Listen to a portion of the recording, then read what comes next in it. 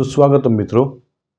ધોરણ 10માં અંકગણિતના મૂળભૂત પ્રમેયના ઉપયોગોમાં વધુ એક ઉપયોગો સંખ્યાઓની વિભાજ્યતા ચકાસવા માટેનો કરીએ.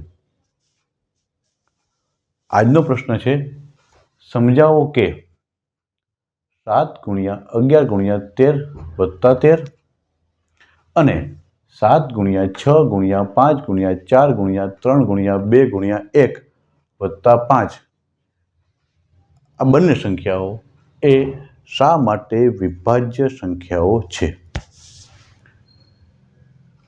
તો ચાલો શરૂ કરીએ. સૌપ્રથમ અહીં પ્રથમ સંખ્યા છે 7 × 11 × 13 + 13. આ સંખ્યામાં બે પદો જોવા મળે છે. વત્તાની પહેલાંનું એક પદ 7 × 11 × 13 અને વત્તા પછીનું એક પદ એટલે કે 13. આ બંને પદોમાં સંખ્યા 13 સામાન્ય મળે છે, તો આપણે એને સામાન્ય તરીકે લઈ લઈએ તો 13 કૌંસમાં પ્રથમ પદમાં 13 સામાન્ય લઈ લઈએ તો મળશે 7 × 11. 7 × 11 વત્તા બીજા પદમાં 13 કોમન લઈ લઈએ તો મળશે 1. તો કહી શકીએ કે આ સંખ્યા 13 વડે વિભાજ્ય છે, કારણ કે 13 અવયવો બંનેમાં સામાન્ય મળે છે. તો લખશું કે જે 13 વડે વિભાજ્ય છે. બીજી સંખ્યા લઈએ આપણે.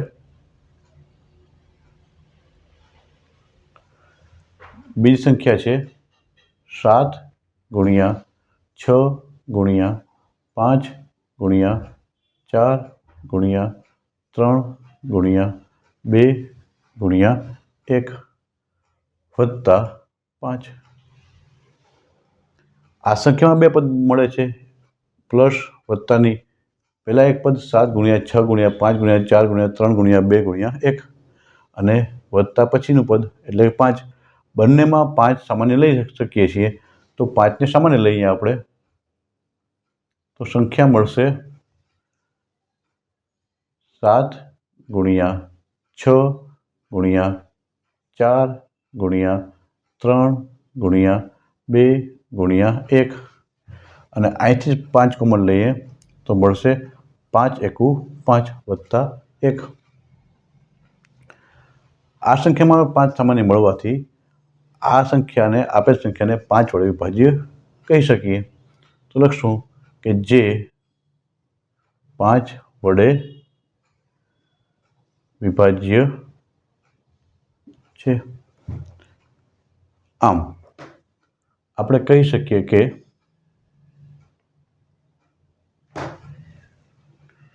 આપેલ બંને સંખ્યા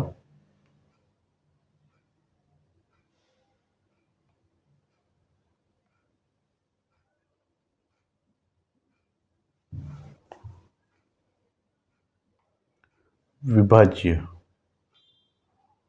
સંખ્યાઓ છે. પ્રથમ સંખ્યા 13 વડે વિભાજ્ય છે અને બીજી સંખ્યા 5 વડે વિભાજ્ય છે. આપણે કહી શકીએ કે આપેલ બંને સંખ્યાઓ વિભાજ્ય સંખ્યાઓ છે.